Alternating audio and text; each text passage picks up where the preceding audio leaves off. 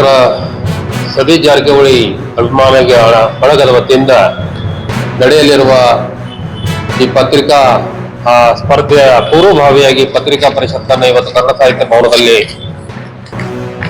ಮಾಡ್ತಾ ಇದ್ದೇವೆ. ಅದಕ್ಕೆ ಆಗಮಿಸಿರ್ತಕ್ಕಂಥ ನನ್ನೆಲ್ಲ ಮಾಧ್ಯಮ ಮಿತ್ರರಿಗೆ ನಮ್ಮೆಲ್ಲರ ಪರವಾಗಿ, ಸಮಿತಿಯ ಪರವಾಗಿ ಹಾರ್ದಿಕ ಸ್ವಾಗತವನ್ನು ಕೋರ್ತೇನೆ. ಇವತ್ತು ಕರ್ನಾಟಕ ರಾಜ್ಯದಲ್ಲಿ, ಅದರಲ್ಲೂ ಕೂಡ ಬೆಳಗಾವಿ ಜಿಲ್ಲೆ, ಬೆಳಗಾವಿ ನಗರದಲ್ಲಿ ಬಹಳ ದಿನಗಳ ನಂತರ, ಕೆಲವು ವರ್ಷಗಳ ನಂತರ ಸರ್ದಾರ್ ಹೈಸ್ಕೂಲ್ ಮೈದಾನದಲ್ಲಿ ಈ ದೊಡ್ಡ ಮಟ್ಟದ ಕ್ರಿಕೆಟ್ ಪಂದ್ಯಾವಳಿಯನ್ನ ಡಾಕ್ಟರ್ ಸತೀಶ್ ಜಾರಕಿಹೊಳಿ